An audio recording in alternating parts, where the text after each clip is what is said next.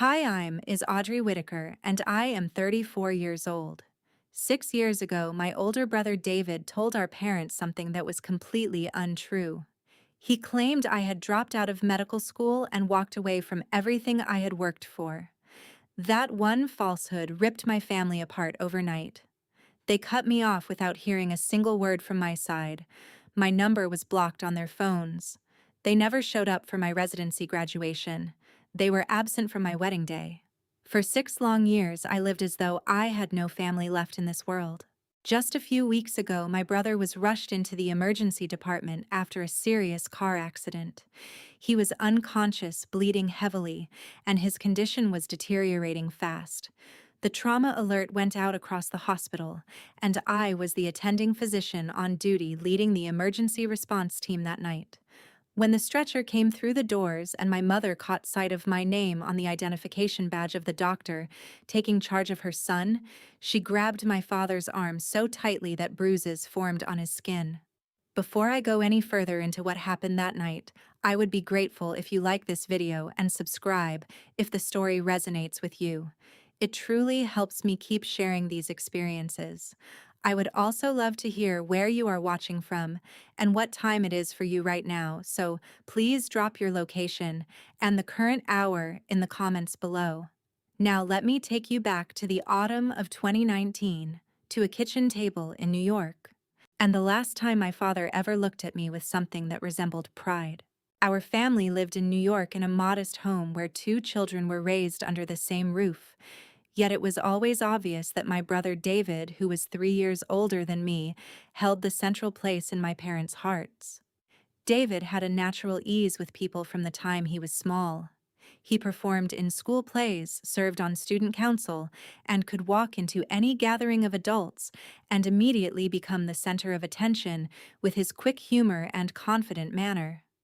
My father, Paul, worked long hours managing a manufacturing plant, while my mother, Amber, handled part-time bookkeeping, and together they valued outward appearances and strict obedience above almost everything else. David delivered both of those things effortlessly every single day. I was the child who stayed quiet, often lost in a biology book even during family holidays while David entertained the entire room. I never rebelled or created problems. I simply went unseen, and that kind of invisibility cuts deeper than being noticed and then ignored. Being overlooked from the beginning feels different from being forgotten after you were once known. One memory from 8th grade has stayed with me for years. I had been chosen as the only student from our school to compete at the state science fair. That same weekend, David had an important role in a community theater production. There was never any real question about which event my parents would attend. When I returned home carrying a second-place ribbon, my father gave it a brief look and said only, "That's nice. Audrey?" He did not ask what my project had been about, or how much time I had spent preparing it. I told myself the moment did not matter.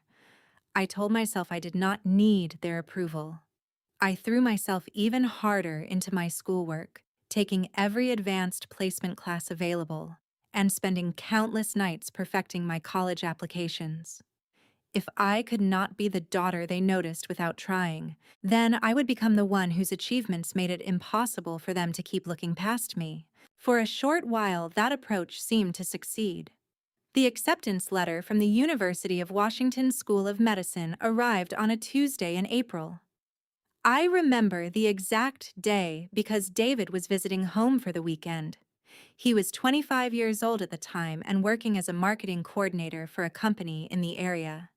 My father unfolded the letter at the kitchen table and read it slowly, his eyebrows rising as he absorbed what it said. University of Washington School of Medicine, he repeated in a measured voice. Then he turned to me and added, "Maybe you will make something of yourself after all, Audrey." The words were not spoken with warmth or excitement, yet they were the closest thing to genuine approval I had ever received from him, and I held on to them as though they were something precious I could not afford to lose. That same evening, my mother made several phone calls to relatives and neighbors. Each time she said, "Audrey has been accepted into medical school." "Can you believe it?"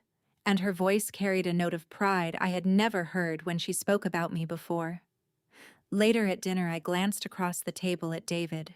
He was smiling, but the smile did not reach his eyes. There was something calculating in the way he watched me, something quiet and assessing that I did not understand at the time. I assumed he was simply tired from the drive. Over the next several days, David began calling me 2 or 3 times each week. He asked detailed questions about how my packing was progressing, who my roommate would be, and what life in Seattle might actually be like. He wanted to know about my upcoming class schedule, the names of the professors I would have, and even the layout of the campus. He remembered every single thing I told him and brought those details up in later conversations. I believed my brother was finally beginning to see me as a real person rather than the quiet younger sibling who had always stayed in the background. I thought my acceptance to medical school had finally opened a door between us. What I did not realize was that every detail I shared so willingly was being carefully stored away for a purpose I could never have imagined. The decision to pursue medicine had not come easily. For years, I had watched the way my parents lit up whenever David achieved something visible and public, while my own quieter accomplishments were met with polite nods at best. I chose medicine because it felt like something I could build entirely on my own, something that would require discipline and intelligence rather than charm. When the acceptance letter arrived, I felt a mixture of pride and cautious hope. The program was nearly 3,000 miles from New York, and the thought of moving that far away was both thrilling and frightening. I wondered whether distance might actually help my family see me more clearly once I was no longer physically present. I packed my belongings with more optimism than I had allowed myself to feel in a long time. Those first phone calls from David after I arrived in Seattle felt like a lifeline. He asked about my first lectures, about the intensity of the anatomy lab, about whether I had found any friends among my classmates. I answered every question honestly, because it felt good to have someone from home showing interest in the life I was trying to build. I told him about the constant rain, about how the lectures moved at a pace that sometimes left me struggling to keep up with my notes, and even about the small doubts I carried late at night about whether I truly belonged in such a demanding program. He listened without interrupting and always responded with the right words of encouragement. I hung up each call feeling a little less alone and a little more connected to the family I had left behind. I did not see the pattern in his questions. I did not notice how carefully he steered every conversation toward the specifics of my daily schedule and my personal struggles. I simply felt grateful for the attention. In those early months, I worked harder than I had ever worked before. I wanted to prove to myself and secretly to my family that the acceptance had not been a mistake. When I called home during a particularly difficult stretch of exams, my mother mentioned in passing that David was dealing with a heavy workload at his job, and the conversation ended soon after. I did not take it personally then. I had my studies and the growing conviction that I was creating a future that belonged only to me. The calls from David continued, and each one left me with the sense that maybe finally I was no longer invisible to my own brother. I shared more than I probably should have because those conversations were the only thread still tying me to New York. I described the pressure of upcoming tests, the long hours in the library, and even the loneliness that sometimes crept in during the quiet evenings. He remembered it all and asked follow-up questions the next time we spoke. I thought this was what having a supportive older brother felt like. I had no idea that the same conversations were laying the groundwork for the lie that would later destroy everything. The city of New York had always felt too large and too loud for someone like me. I had spent my childhood moving through it quietly, trying not to take up too much space while David filled every room he entered. Medicine offered me a way out and a way forward at the same time. The University of Washington program represented a chance to start fresh in a place where no one knew the version of me that had always been overshadowed. When I left that autumn, I carried the acceptance letter in my bag like proof that I could become someone worth noticing. I replayed my father's words during the long flight. Maybe you will make something of yourself after all. I wanted to believe those words could be the beginning of something better between us. I wanted to believe that my success in medicine might finally earn me a place at the family table that had always seemed reserved for David alone. Even after I settled into life in Seattle, the calls from David kept coming. He asked about my clinical rotations once they began, about the patients I was seeing, about how I was handling the emotional weight of the work. I told him everything because it felt like he was finally interested in the person I was becoming rather than the quiet child he had grown up with. I described the exhaustion that came after long shifts, the small victories when I was able to help a patient, and the moments of doubt that still surfaced when I compared myself to my more confident classmates. He listened and responded with the kind of attention I had always craved. I did not realize then that he was building a detailed picture of my life that he would later use against me. I simply felt for the first time in years that my brother saw me. Those early conversations became the foundation of a fragile hope I carried with me through the first years of medical school. I studied late into the nights, pushed through difficult rotations, and told myself that every sacrifice would eventually be worth it. When I spoke with David, I allowed myself to imagine a future in which my family might finally be proud of the path I had chosen. I did not know that the very details I was sharing so openly would soon be twisted into a story that would erase me from their lives for 6 long years. I only knew that for a brief period, those phone calls made the distance between New York and Seattle feel a little smaller, and the silence that had always existed between my brother and me feel a little less permanent. The third year of medical school arrived with a heaviness I had not expected. By then, I had settled into the demanding rhythm of clinical rotations, long nights studying, and the constant pressure to prove I belonged. My closest friend and roommate was a woman named Sarah Mitchell. She had grown up in foster care with no family to lean on, and in many ways she had become the family I needed during those intense early years. We studied together, shared meals at odd hours, and supported each other through the exhaustion that came with dissecting cadavers and facing real patients for the first time. When Sarah was diagnosed with stage 4 pancreatic cancer in the middle of that year, the ground beneath me shifted completely. The news came on a gray afternoon in August. Sarah had been feeling unusually tired and had lost weight without trying. A series of tests confirmed what neither of us wanted to believe. She had no one else. No parents to call, no siblings to lean on. I was the only person she trusted to help her through what was coming.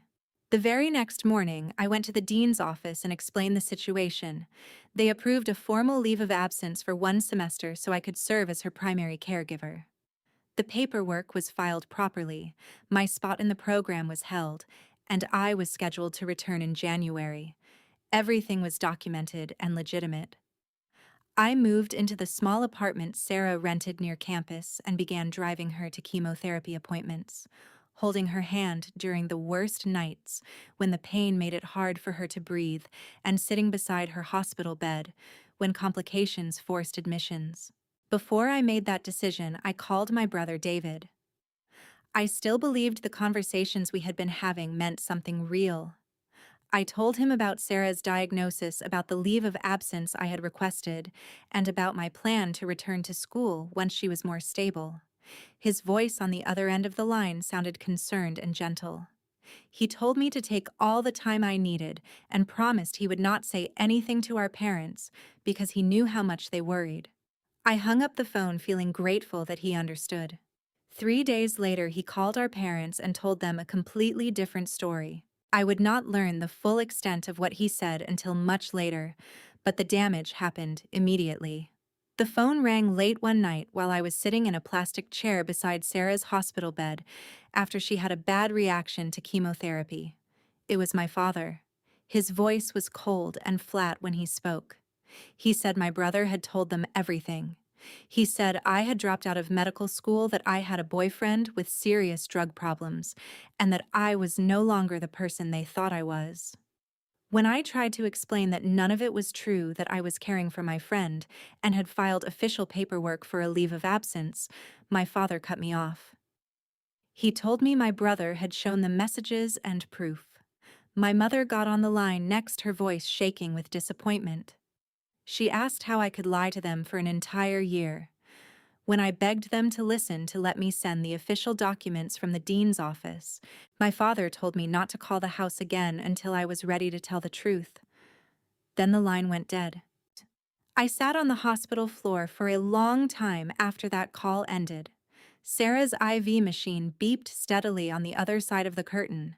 My phone screen still showed the call had lasted just over 4 minutes. In those 4 minutes, my parents had decided I no longer existed. Over the next 6 days, I tried everything I could think of. I called 13 times. The first few went to voicemail. Then their numbers were blocked.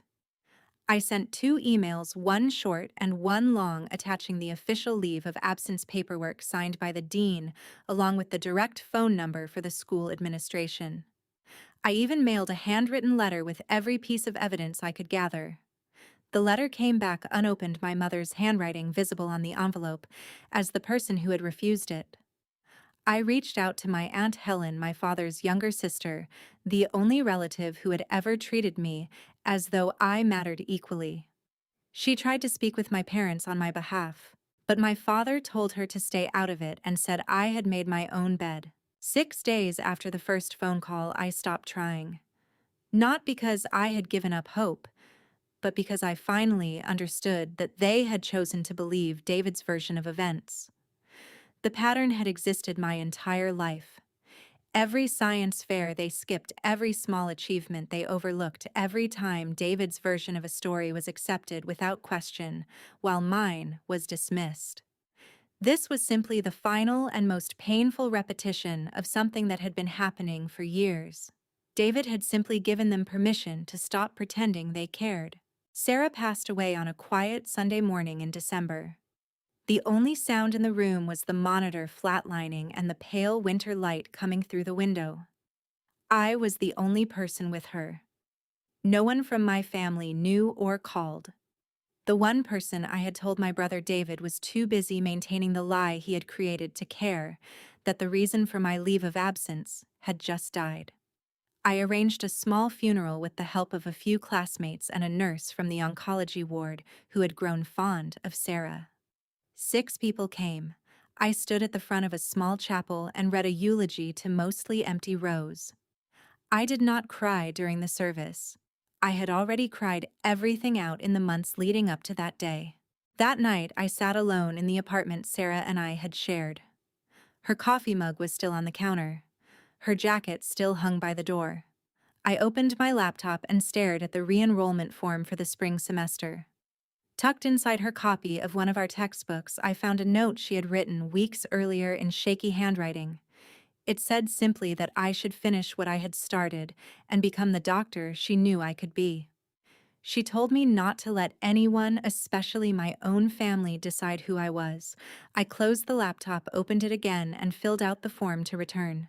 2 choices stood in front of me. I could let the loss of my family and my best friend break me completely, or I could climb. I chose to climb, not for revenge and not to prove anything to my parents. I chose to climb for Sarah and for the version of myself she had believed in, even when I struggled to believe in it myself. I returned to medical school in January with no safety net and no family support. I picked up extra loans, took on additional research work, and finished my degree on time. When graduation day came, no one from New York was in the audience. I matched into an emergency medicine residency at a busy hospital in New York. The shifts were relentless. I learned how to lead trauma teams, how to make rapid decisions when lives hung in the balance, and how to carry the weight of losing patients while still showing up for the next one. During those years, I met Dr. Helen Carver, a senior attending in the emergency department, who became both a mentor and a steady presence in my life. She saw something in the way I worked and pushed me to take on more responsibility. Later, I met Nathan, a civil rights attorney who volunteered at a legal clinic near the hospital. He was the first person I told the full story of what had happened with my family. He listened without trying to fix it or offering empty sympathy. He simply said I deserved better. Those 4 words stayed with me. We got married on a quiet afternoon in Dr. Carver's backyard with only 30 guests. Nathan's father walked me down the aisle. I had sent an invitation to New York. It came back unopened, just like the letter years earlier. Aunt Helen was there, and she cried enough for the parents who had chosen not to come. After the ceremony, Dr. Carver handed me a sealed envelope and told me not to open it yet. I tucked it away without asking questions. Over the next several years, I built a life from the ground up. I rose through the ranks in the emergency department until I became the head of emergency medicine at Metropolitan General Hospital. I had a home with morning light on the porch, a husband who made me laugh even on the hardest days, and a golden retriever who never judged me for eating cereal at midnight. It was a good life, one I had constructed piece by piece, without any help from the people who had raised me. Still, there remained a particular kind of ache that never fully disappeared. It lived in the space between my ribs where family was supposed to be. I no longer woke up hoping for a call from New York, but certain holidays still carried a sharp reminder of who was missing. Aunt Helen continued to call every Sunday. She was my only remaining connection to the world I had left behind.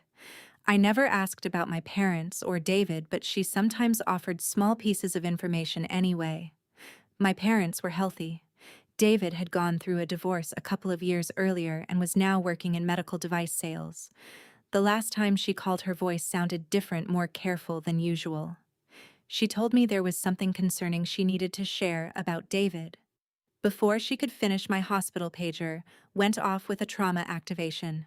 I told her I would call her back. I never got the chance. The pager vibrated against my hip at 2:45 in the morning. I was already moving before the second alert finished sounding.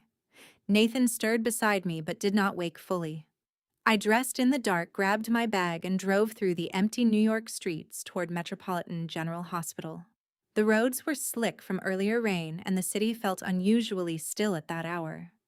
I ran the incoming case through my mind the way I always did on nights like this. Motor vehicle collision, single patient, blunt abdominal trauma, hemodynamically unstable. I had led hundreds of trauma responses over the years. This one would be no different once I stepped inside the trauma bay.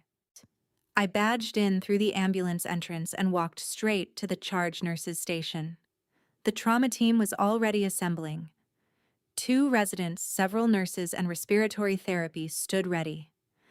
I picked up the incoming patient tablet and scrolled to the chart.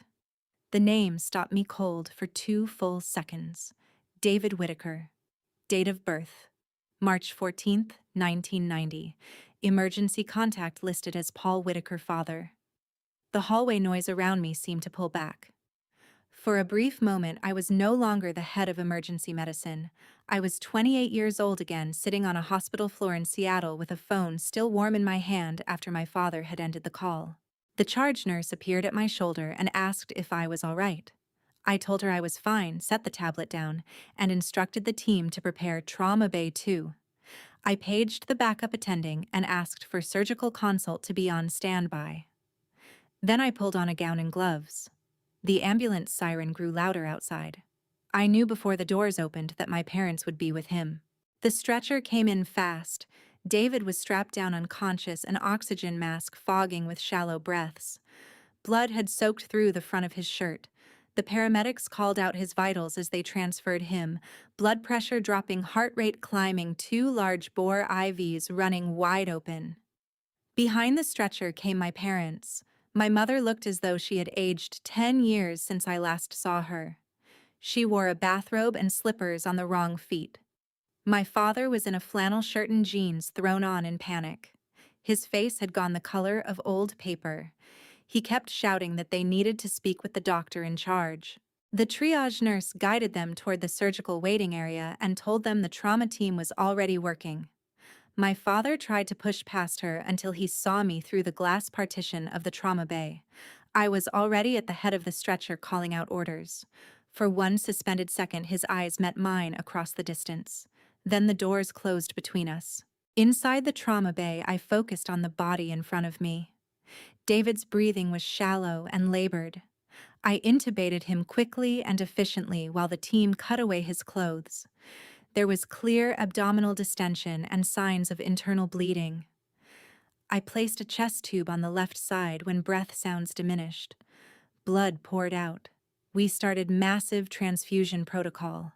I worked steadily, calling for imaging directing pressure on the bleeding sites I could reach and coordinating with the surgical resident who had arrived. For those first critical minutes, he was not my brother. He was a patient whose life depended on every decision I made in the next 30 minutes. We stabilized him enough to move him to the operating room for definitive control of the bleeding. I handed the case off to the surgical team with a full report and stepped out of the trauma bay. My scrubs were stained. My hands were steady. Only then did I allow myself to feel the full weight of what had just happened. 6 years of silence had just collapsed in the space of one trauma activation. I cleaned up and walked toward the waiting room. The fluorescent lights felt harsher than usual. My parents were sitting in the center row of chairs. They looked up when I pushed through the double doors. I was still in my trauma gown mask, pulled down around my neck, identification badge clearly visible on my chest. Dr. Audrey Whitaker, MD, head of emergency medicine. My father stood first. He always stood first when he wanted to take control of a situation. He started to ask how his son was doing. Then his eyes dropped to my badge. The recognition moved across his face slowly, like something physical. My mother looked up a second later. Her hand flew to her mouth. Neither of them spoke for several long seconds. I spoke first, keeping my voice clinical and steady the way I spoke to every family after a trauma. I told them David had sustained significant blunt abdominal trauma with internal bleeding. We had performed emergency procedures in the trauma bay to stabilize him, including intubation and chest tube placement. He was now in surgery with the trauma surgeons. I would update them as soon as I had more information from the operating room. My mother took a half step toward me, arms lifting slightly. "Audrey," she whispered. The sound of my name from her mouth after 6 years landed harder than I expected. I took one measured step back. She froze. Her hands dropped to her sides. My father's voice came out rough, almost disbelieving. "You're a doctor," he said. "I am," I answered. "You're the head of the emergency department," he continued, as though saying it out loud might make it less real. "I am." He opened his mouth, closed it, then tried again. But David said... His voice trailed off. He could not finish the sentence. I kept my tone even. "David told you I dropped out of medical school. He told you I had a boyfriend with drug problems. He told you I refused to contact any of you. None of that was true.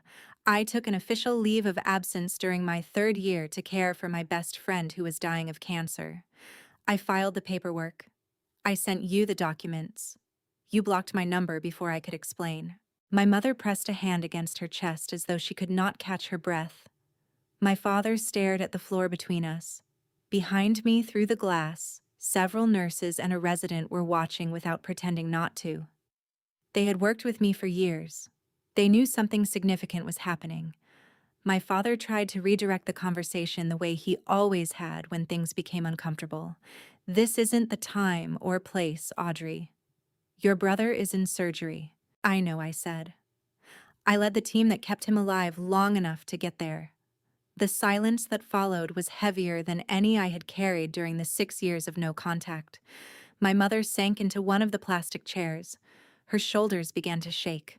My father remained standing, but his hands were trembling at his sides. Neither of them asked me to sit down. Neither of them reached for me again. I told them I needed to check on David's status in the operating room and that someone would come update them soon. Then I turned and walked back toward the trauma bay doors. I did not look over my shoulder, but I heard my mother's voice behind me, small and broken. "Jerry," she said to my father, "what have we done?" He did not answer her. I kept walking. My badge swung against my chest with every step. The weight of it felt different now. For 6 years, I had carried the absence of my family like a second skin. Tonight, that absence had walked into my emergency department on a stretcher, and I had been the one to keep him breathing. The two facts sat side by side inside me, impossible to separate. I reached the scrub sink outside the operating room and turned on the water. For the first time in years, I allowed myself to feel the full force of what had just occurred. My hands were steady under the hot water, but something inside my chest had cracked open. I had spent 6 years building a life that did not require them. I had told myself I no longer needed their recognition or their love. Standing at that sink with my brother in surgery and my parents in the waiting room, I realized the truth was more complicated than that. I had needed them once. I had needed them the night David lied. I had needed them during Sarah's illness and death. I had needed them on my wedding day. The fact that they had not been there did not erase the wanting. It only made the wanting quieter and harder to name. I dried my hands and checked the operating room status board. David was still in surgery. It would be at least another hour before I could give my parents a meaningful update. I walked to the small dictation room off the trauma bay and sat down. For a moment, I simply stared at the wall. Then I pulled out my phone and called Aunt Helen. She answered on the second ring, her voice thick with sleep and worry. "I was about to call you back," I said. "David was in a car accident. He's in surgery now." I was the attending who led the trauma team. There was a long silence on the other end. Then Aunt Helen exhaled slowly. "Oh, Audrey," she said. "I was trying to warn you. He's been telling people you cut them off. He's been saying you refused to come home even when they reached out." "I know," I answered. "They're here now. They know I'm a doctor. They just don't know what to do with that information yet." Aunt Helen was quiet again. When she spoke, her voice was careful. "Do you want me to come?" "Not tonight," I said. "Let me handle the first part. I'll call you in the morning." I ended the call and sat with the phone in my hand for a long moment. Outside the dictation room, the hospital continued its steady nighttime rhythm. Monitors beeped. Staff moved through the halls. Somewhere on the other side of those walls, my parents were sitting in plastic chairs trying to understand how the daughter they had erased had become the physician who just saved their son's life. I stood up, straightened my badge, and walked back toward the waiting room. I still had a job to do. David was still in surgery. My parents were still waiting for news. And 6 years of silence had just been broken in the most public and irreversible way possible. There would be time later to sort through what came next. Right now, I needed to finish what I had started when the pager went off at 2:45 in the morning. David came out of surgery just after 6 in the morning. The trauma surgeons had controlled the bleeding and repaired the damage from the impact. He was stable enough to move to the intensive care unit for close monitoring. I went up to the ICU shortly after receiving the report from the operating room. As the attending who had led the initial resuscitation, I needed to see how he was doing and coordinate with the intensivist team. He was in room 6, hooked up to monitors and multiple IV lines. His eyes were still closed from the anesthesia, but his vital signs were holding steady. I checked the surgical notes, reviewed his output, and spoke quietly with the ICU nurse about pain management and the plan for the next several hours. For those first few minutes, I treated him exactly as I would treat any other patient who had come through my emergency department. I kept my focus clinical and precise. My parents arrived in the ICU waiting area around 7. A nurse came to get me and said they were asking to see their son. I walked with her down the short hallway. When we reached the room, I stepped inside first to make sure everything was in order. David's eyelids fluttered. He was starting to wake. I adjusted one of his IV drips and spoke to him in the calm voice I used with all post-operative patients. David, you're in the ICU at Metropolitan General. You were in a car accident. Surgery went well, and you're stable now. His eyes opened slowly. They were glassy from the medication. He blinked several times, trying to focus. When his gaze landed on my face and then dropped to the badge hanging from my scrub top, the color drained from his skin in a way I had only seen in patients receiving devastating news. He stared at the name and title printed there. Head of Emergency Medicine, Audrey Whitaker, MD. Irene? He said, his voice rough from the breathing tube that had been removed. The name came out wrong, but I did not correct him. He tried again. Audrey. I nodded once. Good morning. I'm the attending who led your care in the emergency department when you arrived. You're going to recover, but it will take time. Before he could say anything else, my parents appeared in the doorway. A nurse had brought them in. My mother moved toward the bed immediately, her eyes red and swollen. My father stayed back for a moment, his hand gripping the doorframe as though he needed the support. When he finally stepped inside, he looked at me standing beside David's bed in my scrubs and badge, then at his son, then back at me. The confusion on his face was raw.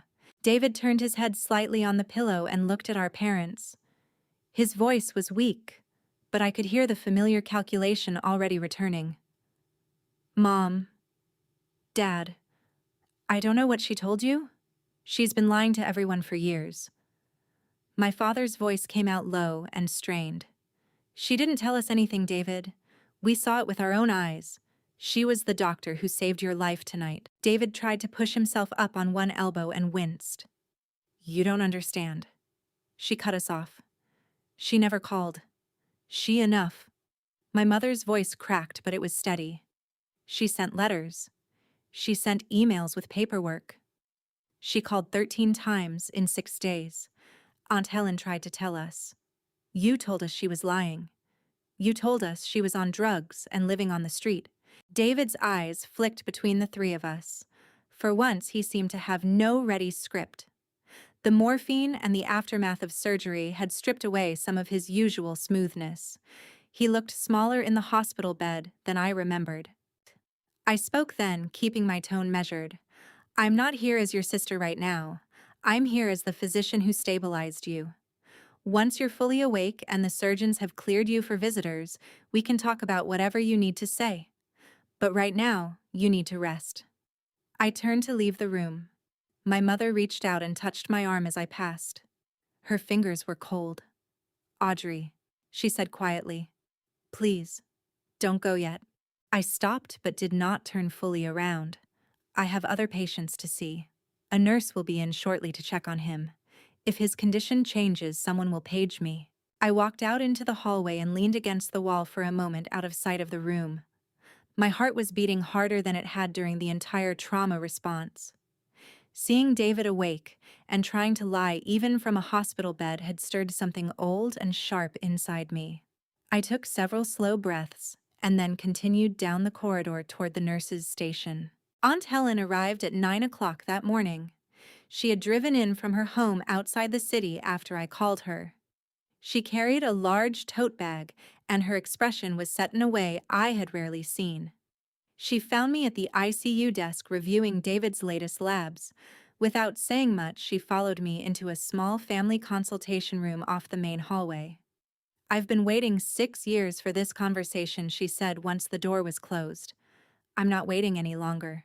She pulled out her phone and opened a folder she had labeled months earlier. Inside were screenshots of every email I had sent my parents in those first desperate days after David's lie. There were photos of the official leave of absence paperwork with the dean's signature and the hospital seal. There was a picture from my residency graduation ceremony with Aunt Helen standing beside me. She swiped to a text thread from David sent to her 4 years earlier. She read it out loud in a flat voice. Don't tell Mom and Dad about Audrey's residency. It'll just confuse them. They're finally at peace. Aunt Helen looked at me steadily. I kept quiet because he asked me to. He said it was for the family's sake, but this family hasn't had peace. It's had 6 years of silence and lies. We walked together back to David's ICU room. My parents were still there. David was more alert now, propped up slightly on pillows. When Aunt Helen entered, the atmosphere in the room changed. She did not sit down. She stood at the foot of the bed and spoke directly to all three of them. "I brought proof," she said, "because I knew none of you would believe it otherwise." She handed her phone to my mother first. My mother scrolled through the emails and the graduation photo with trembling hands. Her lips moved silently as she read. When she reached the text from David telling Aunt Helen to stay quiet, a sound escaped her that was somewhere between a sob and a gasp. My father took the phone next. He read without speaking. His shoulders grew more rigid with every screen he swiped. When he finished, he handed the phone back to Aunt Helen and turned to look at David. His voice was quiet, but it carried the weight of something breaking. "You told us she abandoned us," he said. "You told us she refused to come home. You told us she was the one who cut us off." David tried to speak, but the words seemed to stick. "I was trying to protect you. She was never going to come back anyway. She was building a whole new life without us." "You were protecting yourself," Aunt Helen said. Her voice was tired but clear. "You were protecting the story you had created so that no one would ever ask why your sister had disappeared." My mother was crying openly now. She had not stopped scrolling through the photos and messages on Aunt Helen's phone. Every so often, she would shake her head as though trying to clear it. My father stood at the window with his back to the room, his hands clenched at his sides. I stayed near the door, watching all of them. David turned his head on the pillow and looked at me. For the first time since he woke up, there was no calculation in his expression, only exhaustion and something that might have been fear. "I didn't think you would actually become a doctor," he said, his voice barely above a whisper. "I thought you would give up and come home eventually. When you didn't, I had to keep the story going, or everything would fall apart." I did not answer him right away. When I finally spoke, my voice was steady. "You didn't have to do any of it. You chose to. Every phone call you made to our parents, every story you told our relatives, every time you asked Aunt Helen to stay quiet. You chose all of it." The room fell silent except for the steady beeping of the monitors. My mother had stopped crying. She was staring at David as though she was seeing him clearly for the first time in years. My father had not moved from the window. Aunt Helen stood with her arms crossed, the phone still in her hand. I looked at each of them in turn. "I'm going to step out now. David needs rest, and the three of you have things to say to each other that don't involve me. When he's discharged, we can decide what happens next. But not today." I walked out of the room without waiting for anyone to respond. The hallway outside the ICU felt strangely normal. Nurses moved between rooms. Machines hummed. Life continued exactly as it had before. My brother's car had run that red light and brought every buried lie into the open. I found an empty chair near the nurse's station and sat down. For the first time since the pager had gone off the night before, I allowed myself to feel the full weight of what had just occurred inside that room. 6 years of carefully constructed deception had collapsed in less than an hour. My parents now knew the truth. David could no longer hide behind the story he had built, and I was no longer the daughter who had been erased. I did not know what would happen next. I only knew that whatever came after this day would be on my terms, not his, and not theirs. The door to that part of my life had been closed for 6 years. Today it had been forced open. I was the one who would decide whether it stayed open, how wide, and who would be allowed to walk through. 2 weeks after the accident, David was discharged from the hospital. His incisions were healing well, but the rest of him looked hollowed out. The confidence he had always worn so easily was gone. I chose a small cafe in Brooklyn for our first meeting after his release. Neutral ground halfway between his apartment and my home. Nathan sat at a table near the window with a stack of legal briefs, giving the appearance of working while staying close enough to step in if I needed him. David arrived looking thinner than I remembered. He ordered a coffee he barely touched and kept his hands wrapped around the mug as though it could anchor him.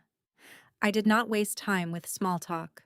"I'm not here to yell at you or list every lie I said. You already know what you did. What I want to know is why. He was quiet for a long time. When he finally spoke, his voice was low and rough. Because you were going to be everything I wasn't. I could see it even back then. You were going to succeed in a way that made everything I had done look small. I couldn't stand the thought of being the one who stayed behind while you became the story everyone talked about. I let his words sit between us. They were the first honest thing he had said to me in years. I'm sorry, he added after a moment. I know you are, I answered. But sorry doesn't give me back the years. It doesn't put my parents at my wedding. It doesn't undo the boxes of my things that came back unopened. He looked down at the table. I also tried to interfere with your medical school. I called them and claimed your leave of absence paperwork was fake. They didn't listen. I nodded slowly. They believed the truth instead. That's not the same as protecting me. I laid out the conditions clearly. He would send one email to the entire extended family, all 47 people, telling the full truth without excuses or softening. Aunt Helen would confirm that every person received it. He agreed without argument. The meeting with my parents happened the following week at their kitchen table in New York. Nathan drove me there and waited in the car. The same table where my father had once read my acceptance letter now felt smaller and older. I told them I was open to rebuilding a relationship, but only on my terms. I asked them to begin family counseling, not for me, but for themselves, so they could understand why they had believed a lie about their own daughter without ever picking up the phone to verify it. My father's jaw tightened at first. He started to say they did not do that sort of thing in this family. My mother placed her hand gently on his arm and said his name. Something in his expression shifted. He looked at me for a long moment, then nodded once. It was a small broken nod, but it was real. Before I left, I turned back at the door. Nathan's father walked me down the aisle, I said. That happened. We cannot undo it. But if you want to know your future grandchildren one day, you start showing up now. Not with grand gestures. With consistency. They did not argue. 3 weeks later, I received an internal recognition from the hospital for leadership during a particularly difficult trauma month. It was not a large public gala. It was a modest ceremony in one of the hospital conference rooms with colleagues, the department leadership, and a few board members. I wore a simple black dress and stood at the front while the chief medical officer spoke about steady hands under pressure and clear decisions when seconds mattered. My parents were there. Aunt Helen had arranged it quietly. They sat in the back row, my mother in a navy dress she must have bought for the occasion, my father in a tie he clearly disliked. When my name was called and I walked to the small podium, I kept my remarks short. I spoke about the people who had chosen to stand beside me when my own family could not, and about the version of myself I had built when no one was watching. I did not mention David or the accident. I simply thanked the team that had supported me through the hardest years. Afterward, my father found Nathan near the coat check. He stood in front of my husband for several long seconds before speaking. I owe you an apology, he said. Nathan, gracious as always, shook his hand and replied that we were here now. My father did not let go right away. His eyes were red. David sent the family email on a Wednesday evening. Aunt Helen confirmed it reached everyone. It was short and direct. He admitted he had lied about my leaving medical school, fabricated stories about my life, and actively prevented our parents from learning the truth. He ended by writing that I had never abandoned the family. He had made sure they believed I did. The responsibility was entirely his. The responses came in waves over the following days. Relatives who had repeated his stories for years wrote to me in shock and apology. Some stopped speaking to him altogether. Others simply went quiet. No one organized a dramatic punishment. They simply stopped believing him. For someone who had built his entire identity on being the trusted son, that silence was its own consequence. My parents began counseling with a therapist in Manhattan. My mother took to it more quickly. She had carried years of quiet complicity, and the first sessions left her exhausted and tearful. My father struggled with the idea that he had been wrong. He went anyway. Week by week, the rigid certainty he had always carried began to soften. One afternoon, my mother mailed me a handwritten letter. The return address was in her careful script. Inside, she wrote that she had failed me long before David's lie. She had chosen peace over fairness too many times. She had seen me standing in doorways waiting to be noticed and told herself I was fine because it was easier than admitting she lacked the courage to fight for me. I read the letter at my kitchen table with my dog asleep on my feet. I did not cry, but I held the paper for a long time before placing it in the drawer where I kept the things that mattered. David and I met a few more times after that. Each conversation was shorter and more honest than the last. He began his own therapy. He told me he did not expect forgiveness and was not sure he deserved it. I told him I did not know what forgiveness would look like yet, but I believed in the possibility of change.